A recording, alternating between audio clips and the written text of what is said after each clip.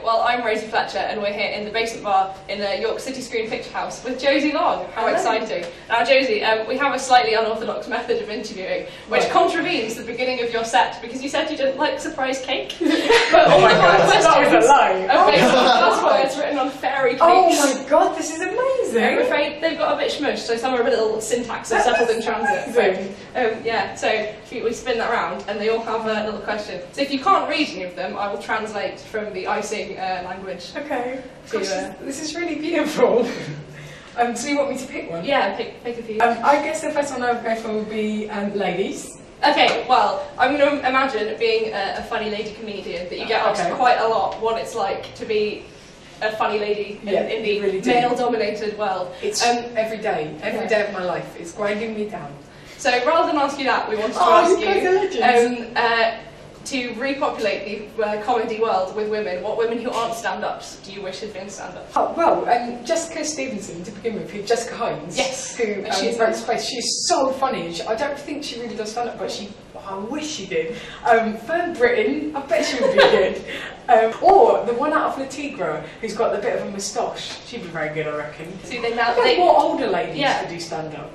Like proper, because like Phyllis Diller is still doing stand-up, she's like 85, Joan Rivers is about 75. That'd be pretty cool, just more old ladies coming out of retirement homes and need to stand up. I'd be well into that. Excellent, cool. And so you're welcome to have that cake. In fact, you're welcome to have as many as you like. So Pig, do you want to pick another question? Okay. Oh, wow. I'm going to pick this one because I can't read it. Which one is that? That says Boggle. Oh my god! Because we did a sneaky bit of research, by which I mean we went on your Wikipedia page and apparently you like to play Boggle. So I wanted to ask, what is the longest word you've ever found in Boggle? Oh god. Bollocks. I can't remember the answer to the question. Some of the best words I came up with, Stetson, which is pretty good. That's a good word. For a nice word. I can't think of... I'm getting overexcited as well. I can't think of the longest word I've ever got in. But what's frustrating is now when I'm on stage afterwards, I'll remember it half through and I'll be like, eviscerated!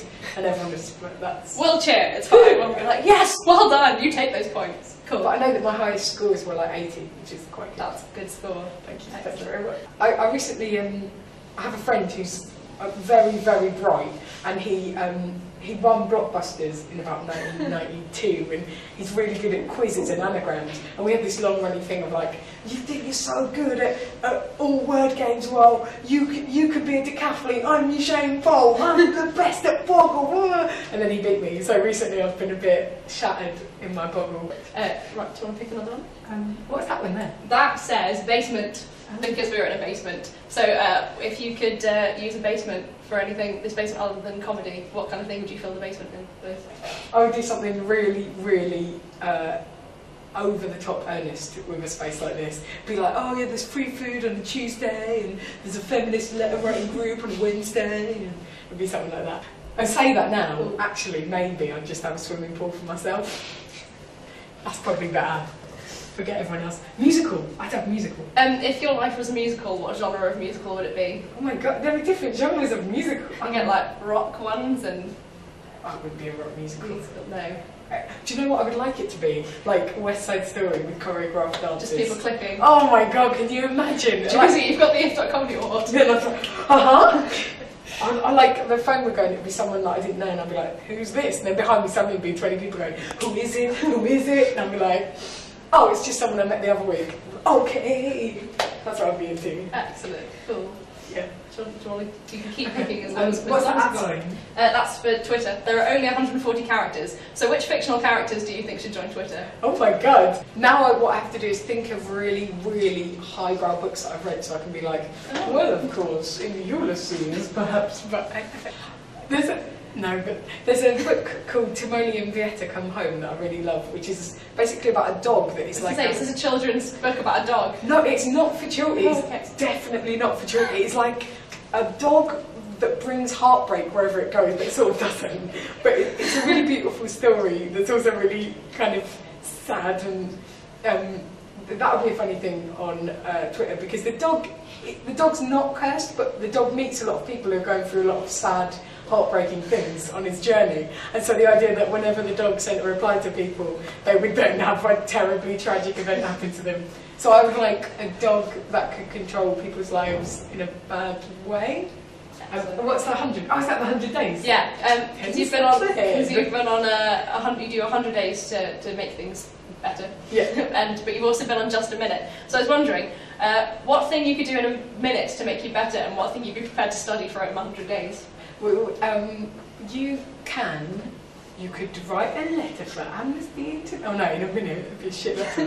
Right. Well, dear NPR, I'd like to complain about. Oh, no. Just text them. Yeah. You could do like really tedious physical things. Like I got taught this.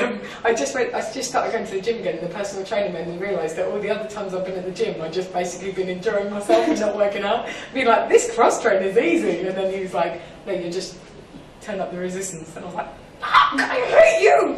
So for a minute you could do this thing where you have to like lie on your back with your legs up and then do, oh Jesus, but it really hurts. Yeah. So you can do that. I basically am really desperate for other people to tell me what to do and how to live my life better, so I would study anything for 100 days. Obviously I wouldn't study like how to become a neo-Nazi activist, but I would study like Japanese. That's cool. The comparable topics. Yeah, I mean, you know.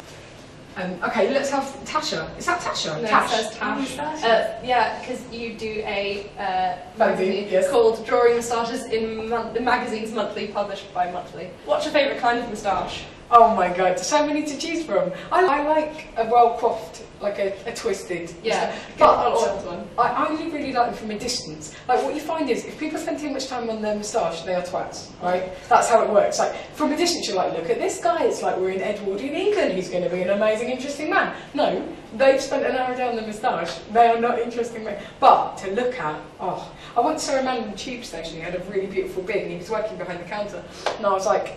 I just couldn't help myself. I was like, and may I also congratulate you on your magnificent beard. And then he was like, he leant in and went, this is nothing. I set fire to it by mistake. It used to be a metre longer. And then he just went back to his work. And I was like, oh my god, there's so much there. You set fire to it by mistake. It used to be a metre longer. It's still that long. But I never saw him again. Oh no. Can I quickly sneak this one? It's really quick. Which it says Fry, because obviously your career highlight so far was sitting next to him from Buzzcocks. We wanted to know what he smells like. We hope it's knowledge. He smells like Latin books and camphor wood. No, I couldn't smell him, so he has no smell. But not in a creepy Android perfume way, no. Okay. I think he just is very well kept. That's good. But also I never went like... Okay, cool. Hi, this is Rosie Fletcher and this has been Josie Long. Thank you, thanks for having me.